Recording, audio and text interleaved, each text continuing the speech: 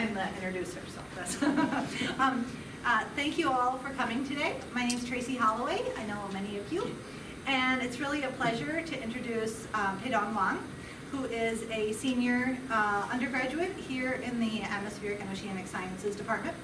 Peidong has been working with my research group for 2 years, going on 3. And he's also, this past summer, spent a few months at the Woods Hole Oceanographic Institution. So he's done a number of different projects, and he's pulling them together in his seminar today. Just by way of background, Peidong is a double major in AOS and math with a certificate in computer science. And one of the studies that he's doing here, we are currently in revisions for submission to the Journal of Geophysical Research. So, Peidong, up to you. Thank you very much, Tracy.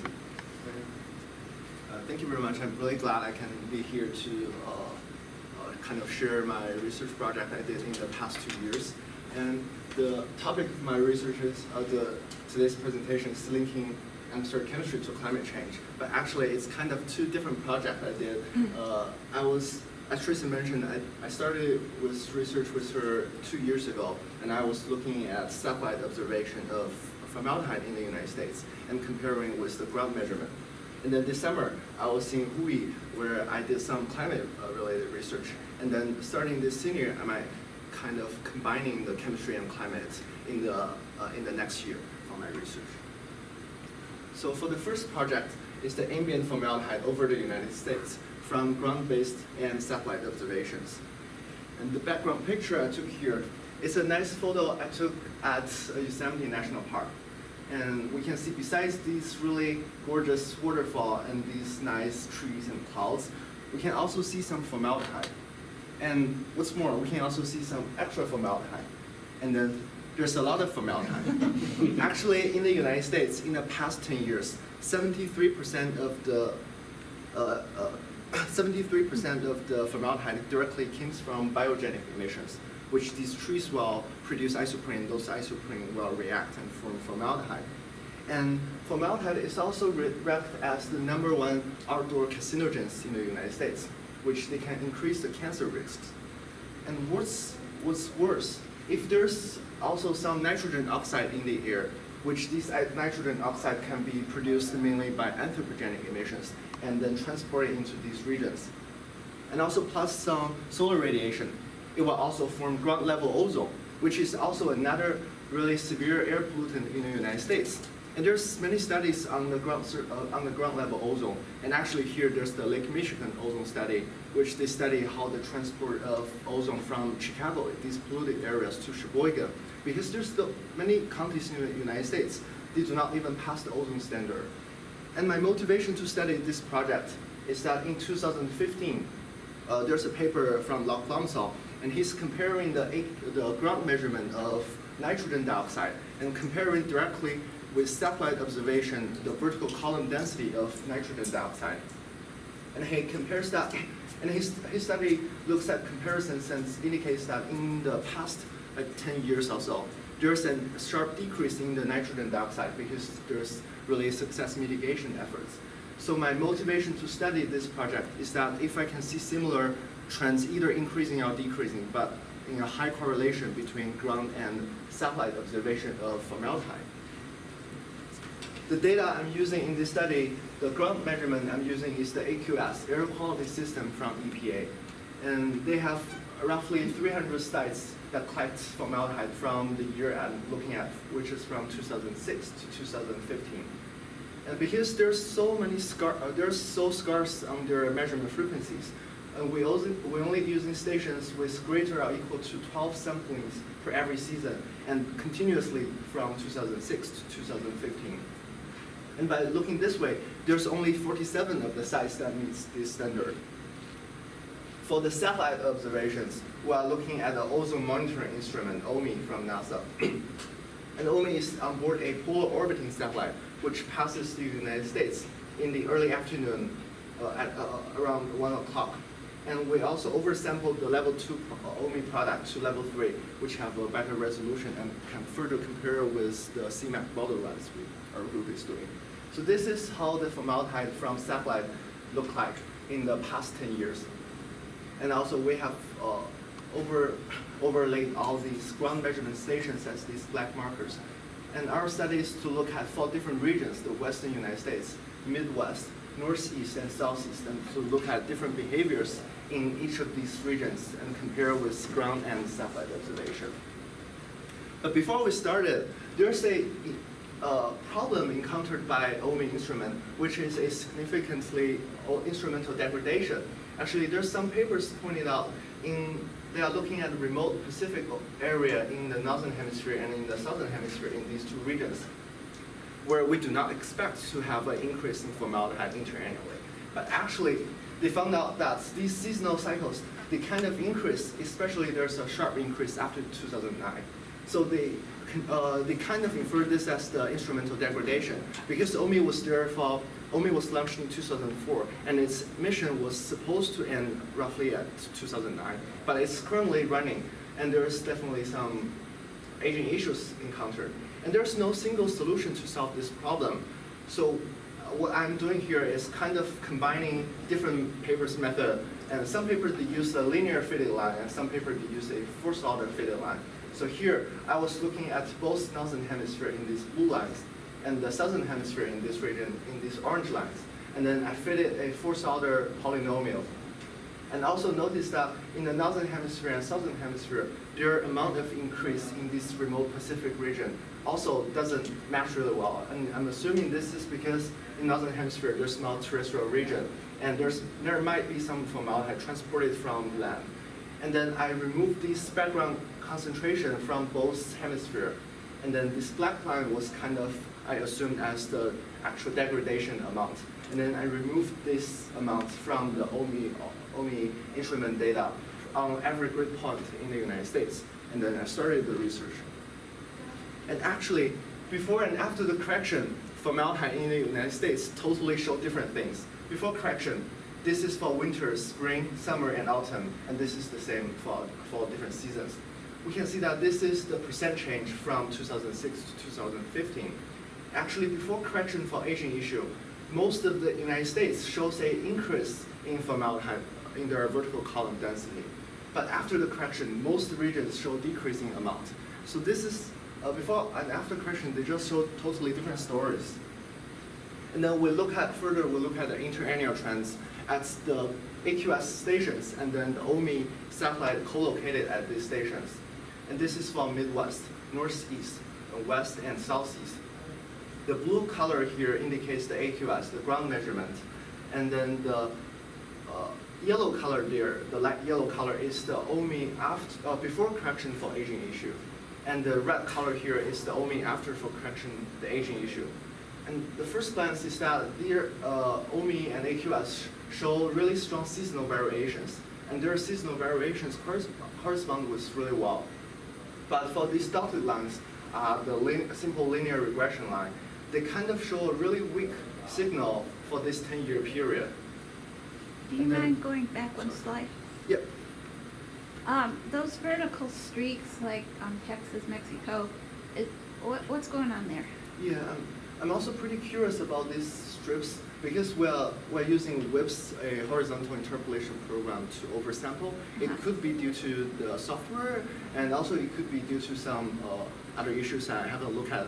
Yeah. Okay.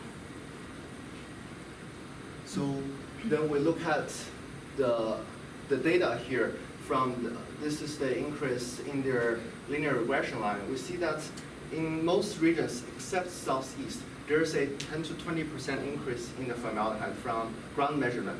And before correction for aging issue, OMI also corresponds, they also show similar story, which is a 10 to 20% increase in the United States, except for Southeast.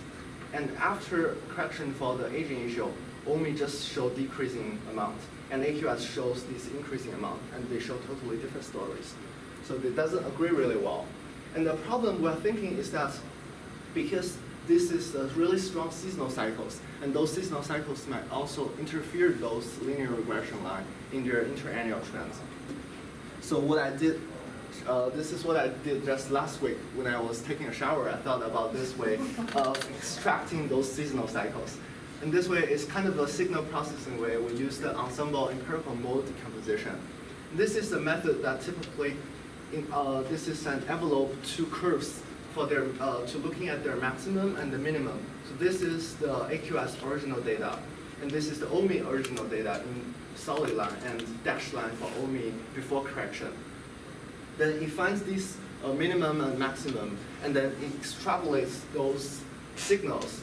And this one, they can extrapolate into different intrinsic mode functions, the IMF. So this is the IMF1, the intrinsic mode function 2 and 3. And then the leftover is either monotonic or it doesn't contain any maximum or minimum. And this one is the residual, which we categorize as the interannual trends. And this is what I did for different regions, but this is just two demonstration in Southeast and Western United States. Then we added up all the intrinsic mode functions as their seasonal cycles for AQS and OMI. And then the leftover plotted as the residual is as the interannual trends. But again, we see a similar story, which is that in the Southeast United States, which is here, AQS and OMI after correction show the similar amount of decreasing, and they correlates pretty well. But for all the other three regions, in the Midwest, in the Northeast, and,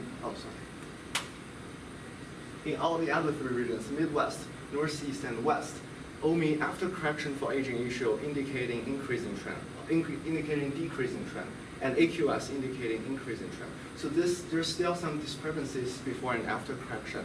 So this is what I'm still going to look at, because for this EMD method, we're kind of simply adding up these intrinsic mode functions, but actually only the IMF1 is actually describing these seasonal variations.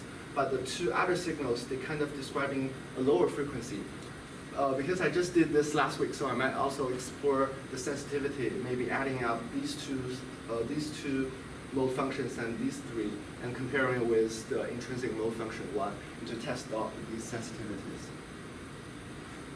Even though we don't see a really well correlation of OMI and AQS in their interannual trends, but still in this figure, we see that in most areas, AQS and OMI indicate pretty well in their seasonal variations. To better quantify this seasonal variation, we look at the summer to winter ratio here. This is the map for AQS, and this is the ratio map for OMI. We see that generally in the Western United States, their summer to winter ratio from AQS and OMI is below 2, but in all the other three regions, their summer to winter ratio is higher. And also we can kind of see this pattern from this figure, because in the Western United States, we see their amplitude is lower, and in all other three regions, their amplitude is higher. They fluctuate really much.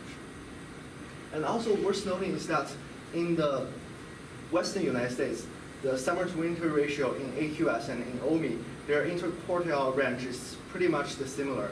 But in other three regions here, their OMI is kind of biased high compared to AQS. And so they might be either biased low in their winter observation, or they might also bias high in their summer observation. And also in the Southeast here, previously we showed that Southeast United States, AQS and OMI after correction shows well correlation in their decreasing trend. But in their seasonal ratios, their interquartile range of OMI is all the way outside of the interquartile range from AQS. So they just totally bias high. Sorry. So what ratio, what are you calculating here for the ratio? Oh, I'm calculating the summer observation compared to winter observation. Just the raw data? Yeah, just the raw data. Oh, okay. Yeah, because AQS and OMI have different units. So if I want to compare them in a similar metrics, I kind of want to use the similar unitless value to compare. And so I will here observe. So there's no mean bias or anything being removed prior to effective. Yeah, I haven't looked at that. And so I will conclude the first part. So the first summary is that limitations in the continuous data from the AQS, the ground level formaldehyde monitors, kind of impedes the evaluation of satellite data from the near surface formaldehyde. And also OMI has experienced significant degradation after 2009.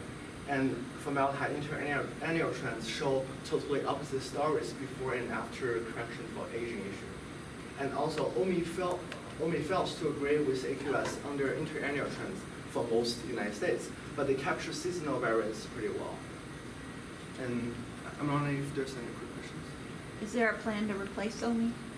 Yeah, there's a new satellite observation. The satellite instrument TROPO-OMI just launched last year, and they they also have formaldehyde observation. And also, besides this polar orbiting satellite, there also will be some geostationary satellites, such as like Tempo, and also one satellite from Europe and one satellite from Korea. They will have the hourly measurement of formaldehyde, but these will launch maybe in the several years later. Okay. So one of your earlier maps showing the OMI values of the column formaldehyde, I guess, seemed to show pretty strong gradients. That it was very spatially variable, and that seems to suggest that, first of all, the formaldehyde has a fairly short atmospheric lifetime, and I'm not sure what is it days or even shorter, and it's probably also concentrated primarily in the lower troposphere, so that even the column amounts from the satellite are probably still very much concentrated in the lower troposphere. Are those correct assumptions? Yeah, the formaldehyde lifetime is only couple of hours, so it's within a day. And also, I've looked at the vertical column density. It's trying to see how well this vertical column densities compare with ground. And this might kind of infer us if the formaldehyde is all concentrated near surface, or there's formaldehyde in the upper air. Because the variations between the OMI values and the AQS values might be because of different depths in the column. Yeah, it could be. If there's large discrepancies, it could be that formaldehyde, there's some formaldehyde in the upper air. Thanks. Could you get current OMI data and compare it to the new replacement and see if your degradation formula is working or not, maybe? Yeah, this is a really good idea, but actually, TROPO-OMI launched last year in October, and their data was only available since this August. And there's only a level 2 satellite product. And actually, one of the students in our group is looking at TROPO-OMI nitrogen dioxide, and but there's some problem in plotting those level 2 products on a grid, and we are still trying to solve that problem. But I was thinking, comparing the TROPO-OMI and OMI, the formaldehyde, it could be really interesting. But since TROPO-OMI we only like, for now, we only have like 2 months of formaldehyde data. We cannot actually see if OMI is increasing or decreasing on this longer time range. Okay. And then if there's any other short questions, I will move on to the next part. And so this summer, I was really lucky. I applied 4 different summer research programs, and I got rejected by 3 of them. And the only one is the Hui who admitted me, and it was the last program to give me the offer. So I was kind of worrying if I will stay in China this summer reciting GRE words for the entire summer. And luckily, I got accepted to Hui for their summer student fellowship. And I was assigned an advisor, Dr. Caroline Umenhofer. She's kind of looking at the climate and hydroclimate change over different places. And there's a NSF funding that is specifically targeting at the North Atlantic Ocean. And she's kind of asking me that I can do whatever I like, and as long as I can stay the research focus on her general research focus in hydroclimate. So I didn't want to give up my atmospheric chemistry background. So I was thinking if there's some way to combine atmospheric chemistry and physical oceanography and climate. So after some of the literature review, I kind of have an idea, which is to look at the North Atlantic climate response in terms of their volcanic eruptions. And also this background picture was a picture I really like from Japan. And this one is the really famous volcano in Japan, Mount Fuji, and there's the Great Wave of Kanagawa. So combining those together is how volcanic activity influences ocean and climate. And before I started, I would like to show you a really cool video about a volcanic eruption. This is a volcanic eruption in southern Chile. We can see during these volcanic eruptions, large amount of aerosols, and mostly sulfate aerosols, are ejected into the troposphere, and some of them are ejected into the lower stratosphere. And those sulfate aerosols are really good at reflecting and scattering. So we can see this really gorgeous long wave red sunsets here. This is a more complicated diagram, shows the effect of volcanic eruption. During this eruption, the stratosphere aerosols will typically last for 1 to 3 years, and this will create a net heating effect in the stratosphere. Because these aerosols are really good at reflecting and scattering, so there's less solar radiation that directly heat up the surface, and it will create a net cooling effect on the surface. And combining these temperature gradients, it might also indicating some climate variabilities to change. And my project is to focus on how climate change in terms of after these volcanic eruptions. And also, there's a motivation for me to study this project is because there's a really severe issue in the global warming. And there's some geoengineering questions that are really interesting, which is because this net cooling effect in the surface, there are some people proposing that if we can mimic those volcanic eruptions by injecting those sulfate aerosols manually, and they can create a net cooling effect on our surface, and then they can kind of balancing out the global warming effect. So I'm also trying to see how this actually works, and if there's some uncertainties, then this is one of the cool projects that motivates me. And the data I'm using in this study is from the Community Earth System Model, Last Millennium Ensemble, CESM. It is a fully coupled global climate model with a spatial resolution of 1 to 2 degrees for different places. And it has a temporal resolution of monthly data from 850 to 2005 comet year. And in this study, we're using 13 all-transient forcing ensembles, which contains both the anthropogenic variability and also the natural variabilities. And also to test out the response after volcanic eruptions, we're using 5 volcanic-only forcing ensembles, which that all these other external forcing are turned off, and only leaving the volcanic activities to vary year by year. And then my research goal is to study how well these all forcing and volcanic forcing ensembles agree with each other and do not agree with each other after those volcanic eruptions. How is the volcanic forcing imposed in that? Is it actually an injection of sulfate aerosols into the model, or Yes. is it a radiation? Next question. This is Yeah. actually my next slide. All right. So the volcanic input is based on this study. They reconstruct these volcanic activities based on ice core records in their sulfate deposition in the ice core over Arctic region and Antarctic region. And they compare those, and they recalculate it back to the total stratosphere total sulfate injections, and to calculate how large these volcanic activities are. And in this study, we want to reduce some of the noise by these smaller volcanic eruptions. So we only look at the top 10 biggest volcanic eruptions from 850 to 2000. And before we started, we first do a model. I'm sorry. So sorry. So I guess the question, that's great. That does the model actually carry around aerosols in the stratosphere, or are they imposing some sort of effective radiative forcing on the model? Yeah, actually, I'm not sure of this answer, but when I did this research, and my advisor also, because before school just started, and I also got the chance to go to NCAR for a chemistry modeling workshop, where Tracy also was a lecturer there. And so my advisor at Hui also asked me if I can ask those chemistry climate people at NCAR to see how actually they input those volcanic activities.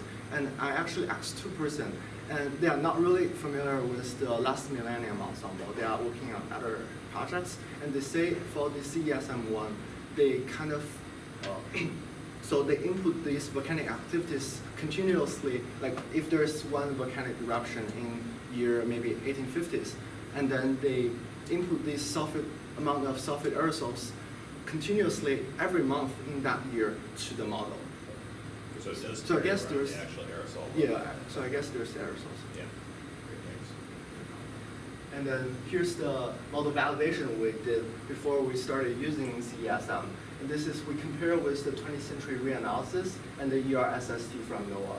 And generally speaking, for precipitation, sea level pressure, and sea surface temperature, all forcing, volcanic forcing from CESM kind of agree well with the reanalysis data in their spatial distribution, but also there's some discrepancies here, such as in the precipitation data, model turns to bias a little bit low compared to reanalysis data.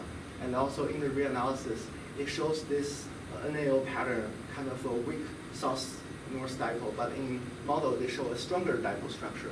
But also in the 20th century reanalysis paper, they're also indicating this weaker dipole structure. That this is also a problem they are facing because this is even weaker compared to the true observational data.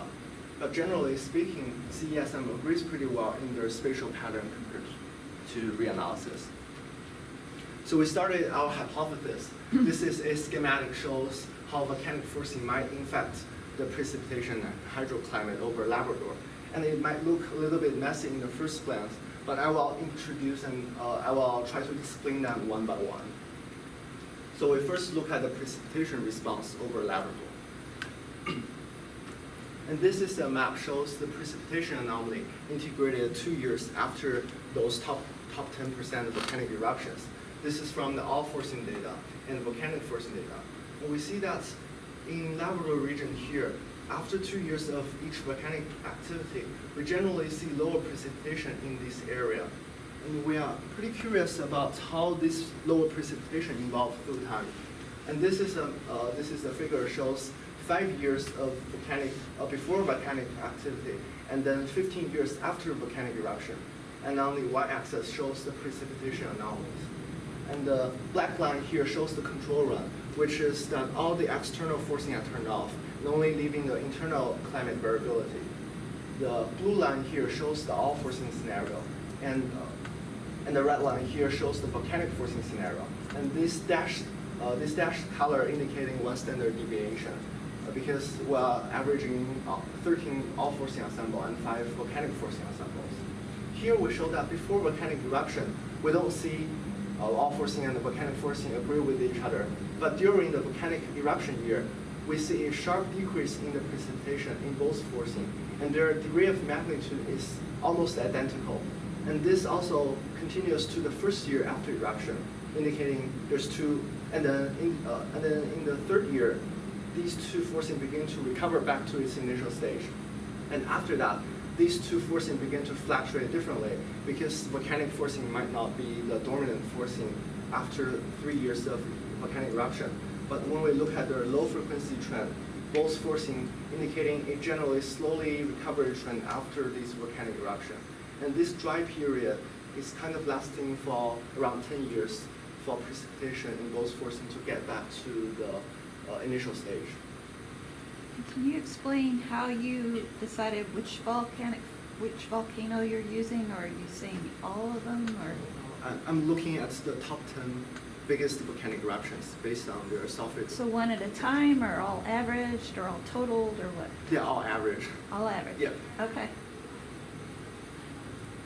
So we first look at how these volcanic forcing can influence sea surface temperature. And because sea surface temperature, they're warmer or lower, they might affect their evaporation rate, and this might affect the precipitation. So we first test out this hypothesis here. In order to quantify the sea surface temperature pattern, we look at the Atlantic multidecadal oscillation, AMO, or the AMV variability here. During this AMO is kind of a pattern describing the slowly varying sea surface temperature over North Atlantic Ocean. During the positive phase of AMO, there's generally warmer sea surface temperature than usual. And during the negative AMO phase, there is cooler SST than usual. And also previous paper has indicating that AMO and precipitation are positively correlated in Labrador Ocean. So this is a map shows the AMO index compared with the precipitation at every grid box. So over the Labrador region here, it generally indicating a positive correlation, means that warmer SST are associated with a more precipitation over this area. So we look at in our model simulations here, we look at the AMO spatial distribution.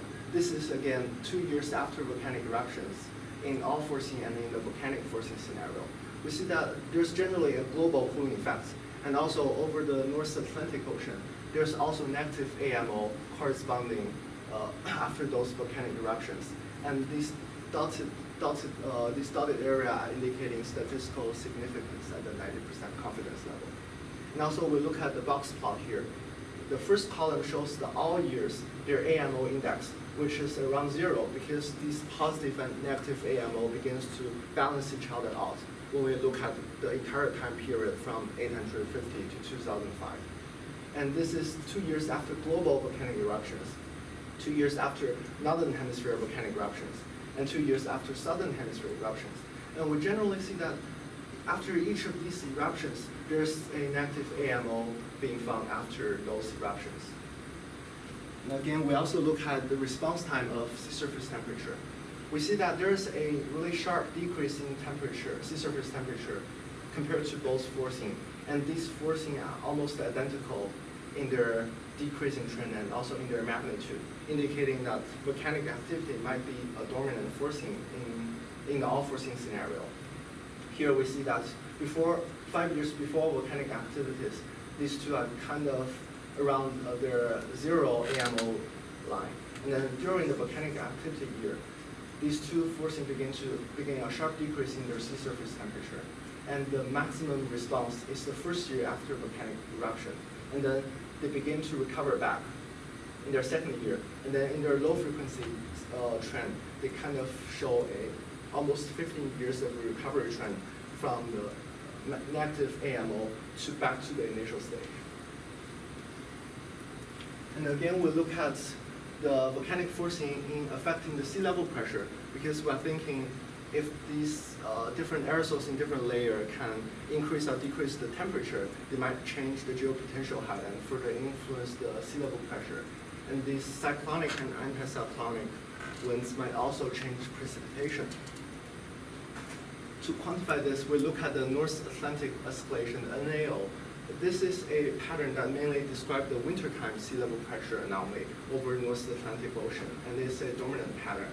In the positive phase, in the positive NAO phase, there is stronger subtropical high pressure system and lower Atlantic low pressure system, and vice versa for the negative NAO phase. And previous paper also indicating that NAO is closely related with the precipitation. Here's the map shows in the positive NAO years, this is the evaporation minus precipitation. So over the Labrador region here, we generally see positive anomaly, which means evaporation is greater than precipitation. So the authors suggest that over these positive NAO years, we might see drier conditions over Labrador Sea region. To look at the sea level pressure anomaly, we look at the EOF analysis, empirical orthogonal function. This is generally decompose the sea level pressure into 2 orthogonal matrices and 1 diagonal matrix. And the first eigenvector of the orthogonal matrix explains the most variance, and it usually believed as the NAO pattern, which in our scenario, the first eigenvector roughly describes almost 40% of the total variance. And the second eigenvector is generally believed as the East Atlantic pattern, EAP. This generally describes almost 17% of the total variance. The third one is a pretty weak signal, but there's also some paper pointing out the Scandinavia blocking pattern. It only explains roughly 10% of the total variance. So this is the spatial pattern of these different patterns. Again, we look at 2 winters after these volcanic eruptions. This is from all forcing and this is from the volcanic forcing. There are sea level pressure anomalies. We see that the sea level pressure anomalies kind of look like a combination of these 3 different patterns, but it's not exactly similar as NAO or as EAP or as the Scandinavia blocking pattern. And when we look at sea level pressure propagates through time, we don't see a significant change before and after these volcanic eruptions, but we do see these persistent long anomalies in this persistent long blocking over Scandinavian region and this lower anomaly over North Atlantic and over the higher latitude. But we're still not sure how or why this happens. Even though we don't see a significant change before and after volcanic forcing sea level pressure, but we do see this sort of persistent anomalies over sea level pressure. In combining evaporation and wind, we might see a decrease in moisture direction that effects of precipitation. So this is the moisture advection we calculated. This is the specific humidity times the horizontal velocity and integrated from 1,000 hectopascal to 500 hectopascal to indicate the horizontal moisture advection over lower troposphere. This is the all-forcing scenario. This is the volcanic forcing scenario. This shaded color indicating in this red area, this shaded color indicating divergence, and in this blue color indicating the calculated convergence. Usually divergence area will indicating lower precipitation, and the convergence area will indicating increased precipitation. So we compare the moisture advection with precipitation here. We see that in the all-forcing scenario over Labrador region, we see a weak convergence area over Labrador, but we see this low precipitation. And so this is different from the all-forcing scenario. But over the volcanic forcing scenario, we see this divergence over Labrador and also consistent lower precipitation. So this indicating that in the all-forcing data, we're still missing some factors that indicating lower precipitation besides this horizontal moisture advection. Because we see this persistent change in SST and sea level pressure, we might also see ocean to adjust itself, either through horizontally by gyre circulation or Ackermann pumping and suction horizontally, and this vertically, and this will change the ocean heat transport and try to balance these anomalies out. In this time we'll look at the AMOC, the Atlantic Meridional Overturning Circulation. So this describes the water mass, water volume change. This is because AMOC has a slower response time, so we look at 5 years after these volcanic eruptions. This is all forcing and volcanic forcing. Here shows the meridional meridional stream function anomalies. And here in the all-forcing data, it shows positive meridional stream function, which associated with a clockwise circulation. So here it indicating that this warmer surface water will travel, in the surface will travel from the equatorial region to higher latitude over the Labrador region here. And this water will get cooler and sink down back to 2,000 meters, and then it returns back to the tropical area. And the same thing happens in the volcanic forcing. This is a part of the global thermohaline circulation. But again, in the all-forcing data, we see that generally there's lower strength in their meridional stream function, but higher strength in the middle latitude in the volcanic forcing. But we also notice that in the higher latitude in the all-forcing data, there's negative anomaly. So there's superposition of these cold water sink will still be really high because there's negative anomaly and positive anomaly. And in the volcanic forcing here, we only see this really strong middle latitude increase in their meridional overturn, the stream function. We also look at the AMOC through time. So this one, we calculate the AMOC strength as the maximum between 20 to 50 degree north. Here we show that because AMOC has a longer response time, we still show 5 years before eruption. And then here, instead of 15 years, we show 35 years after eruption. We see that generally, both forcing has their maximum response time increase in their AMOC, the 3rd and 4th year after eruption. And then they kind of decrease back to their initial stage. But in their 5th year, they kind of meet a long-term stagnation.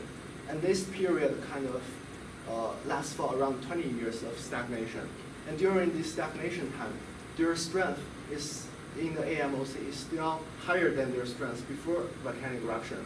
So this will indicating that there will be roughly 20 to 25 years of enhanced AMOC after these volcanic eruptions.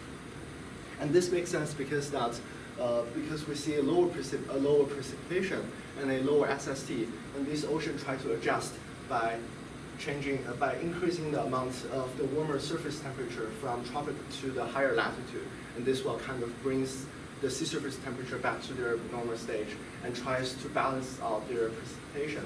So we see those low frequency trend in precipitation and sea surface temperature in their recovery trend.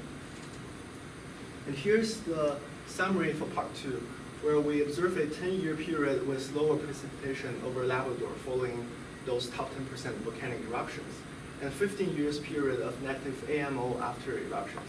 There's persistent east-west dipole structure for sea level pressure anomalies after eruption, but this pattern is not exact as same as any of these dominant EOFs. And despite we see a negative AMO, there's 20 years of enhanced AMOC after eruption. And also, besides moisture transport, there's other mechanisms in the all-forcing data might also lead to lower precipitation. So looking forward, this is actually me standing at Woods Hole. There's one night we are going out to the beach and enjoying ice cream and sunset there. So I think this is a pretty picture to look at how I'm looking forward in my future plans. So we observe here volcanic forcing. After these volcanic eruptions, we see that there is enhanced AMOC, even though there is negative AMO. But there's some paper pointing out AMOC has the most variability during warmer SST. So I'm pretty interested in not only these volcanic activities, but now relationship between AMO and AMOC, even after or even without these volcanic eruptions. So this is what I'm still testing about. And also the sea level pressure anomaly still remain uncertain here. We don't see a significant change before and after eruption, but we do see these persistent anomalies. And I'm not sure what caused these anomalies here. And in terms of the status of this research, I've submitted an abstract to AGU for the fall meeting this year, and I also got the travel funding from Hui to support my travel to AGU. And also, just last week, I got the Health Fest scholarship from Princeton University, and they also covers my cost to Princeton. And there, next month, I will present a poster presentation in a climate modeling symposium in honor of Isaac Hill. So I might also get some feedback on AMO and AMOC, because there are sometimes scientists. The paper I look at is actually from a scientist at GFDL. And also, in terms of the climate research here, I'm studying to do a senior thesis with Tracy, but still looking at volcanic eruption, but on the chemistry side of volcanic eruption. So while talking with some people at Princeton about using their model simulations and to look at specific volcanic eruption, maybe in 2014 in Iceland, and comparing with current satellite observations from MODIS and also from CLIPSO to look at how this chemistry side after this volcanic eruption evolved. And actually, in this summer in UNCAR, I was talking with Dr. Susan Solomon, who also does some work in ozone layer. And she was also pointing out, after this volcanic eruption, because we see this enhanced temperature in the stratosphere, this increased temperature will also accelerate the depletion process of the stratosphere ozone layer. So getting back to the geoengineering question, if we eject those aerosols into the stratosphere, not only we see these large uncertainties in climate response, we also might see a depletion of ozone layer, and this will also maybe lead to further health issue. So I might also see if the satellite and current model can capture this decrease in the ozone layer after this volcanic eruption. So by doing this way, I can some sort of complete the cycle between chemistry and climates over volcanic activity. So I might be pretty interested in that. And also, before I end the talk, I would like to make an advertisement for the Hui experience. I really encourage you to apply if you are interested in oceanography. This is the Hui SSF program. So every year they will admit like 30 students in the program, and then we all live together in this oyster pond house. And so we cook together and we hang out together every weekend. And also there we watch TV shows every night, and that was pretty fun. And besides this really entertaining life, we also do some really cool science here. This is we were onto a one-day ocean cruise on Gulf Challenger, and this is a person doing the CTD measurement here. And also this is a picture we are on board the RV Atlantis, and here is the RV, I guess, Alvin, and this is the Alvin that found the Titanic. So it was pretty cool to look at Alvin. And this is one night we were at the beach, and there's some guy playing guitar and singing, and we are doing s'mores here. So I would really encourage you to apply. This is a really nice program. And at the end, I would like to acknowledge all the people for their help. My advisor, Tracy, and she gave me a lot of help when I do research and also applying to these summer research fellowships. And also Dr. Monica Harkey at our group, who also helps help out on these satellite observation. And this is Dr. Caroline Wumenhofer at UI, and Dr. Hilde Seal. They also provide me with many support when I did summer research there. And thank you very much.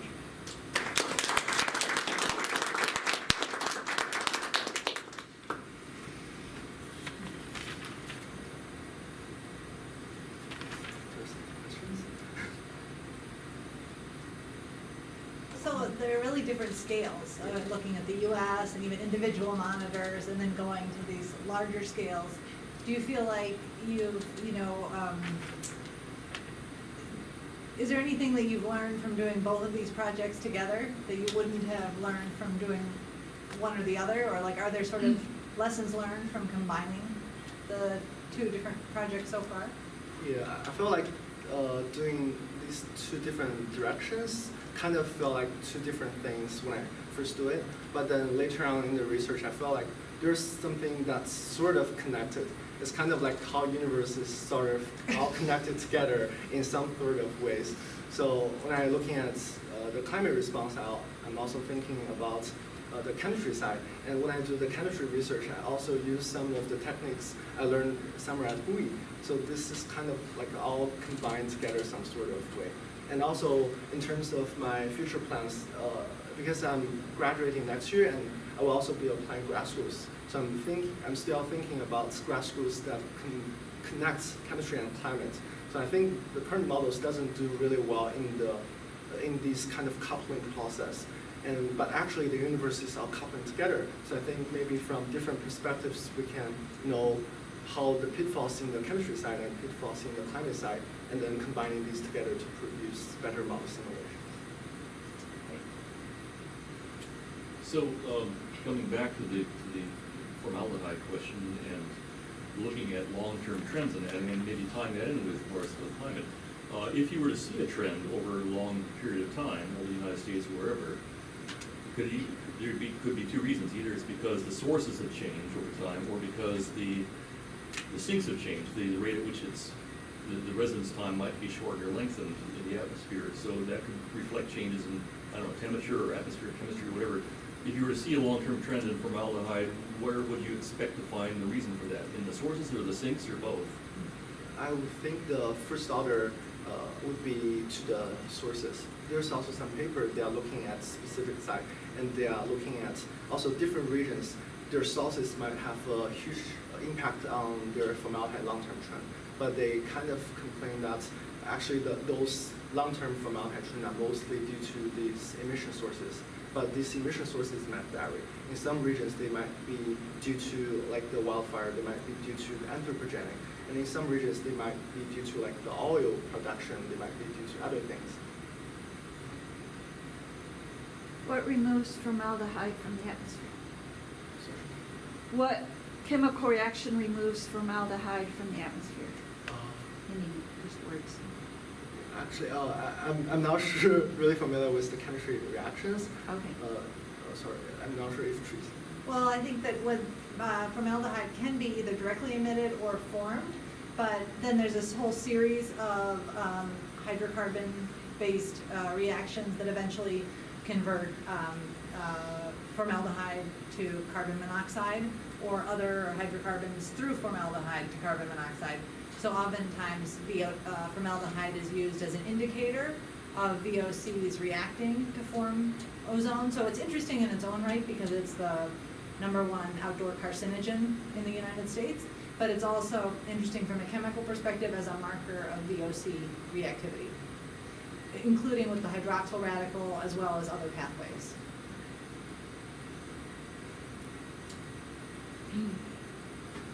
So if I could follow up on that, Tracy. So the formation of ozone, when the VOCs and the nitrous oxides and the sunlight present, is a sink for the formaldehyde, is that correct, or for the VOCs? It's the VOCs are converted to simpler and simpler and simpler and simpler VOCs until they're converted to carbon monoxide. Okay. And then eventually carbon monoxide can also form ozone as it's converted to carbon dioxide.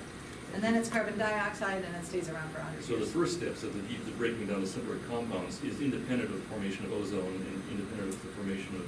Yeah, it's basically the HOX.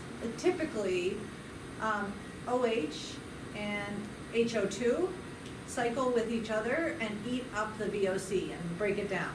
But then those HOCs cycle back by interacting with NOx. So even though we typically say that it's NOx plus VOCs equals ozone, of course ozone doesn't have a nitrogen or a carbon compound in it. So actually what it is it's the HOCs and the NOx that are cycling and making the ozone. But the reason they're able to cycle is because there's a VOC that's being broken down, down. Thank you, Tracy. So in the AMOC analysis you showed, after volcanic eruption, there's an enhancement of the meridional overturning circulation in the ocean. Is that? Yeah. Okay. And that's counter to the, so you've got cooling associated with the volcanic eruption and then an enhancement of the AMOC as a result of that. Yeah, Okay. and we're thinking because there's cooling in the entire surface, the ocean adjusts itself through moving the tropical warmer SST to the northern hemisphere, to higher latitude, so kind of balancing out these SST anomalies. And then we see this slowly varying trend of SST. And actually, I just thought about this one because we see SST. We see that there is a peak here in the 3 to 4 year, the 3 to 4th year after volcanic eruption in their peak enhancement in this meridional overturning circulation, and also in the SST here. We kind of see that also the maximum response, the recovery response is also within this time period. And then after that, there's there's slower AMOC enhance, and then there's also a slowly varying SST. So this AMOC might slowly brings warmer water back to its initial stage. I think you see the same relationship in the large ensemble experiments with sulfate aerosol forcing as well. That there's this delay that with the warming of the ocean, there's a reduction in the AMOC. So the opposite sign for both, which would be consistent with that, which is different than the standard explanation that warming is being caused by an enhancement of the AMOC or cooling is being caused by a reduction. Yeah. Interesting. So this is kind of contradicting with previous study, this saying that AMOC is enhanced during warmer SST, but this time we actually see this opposite response.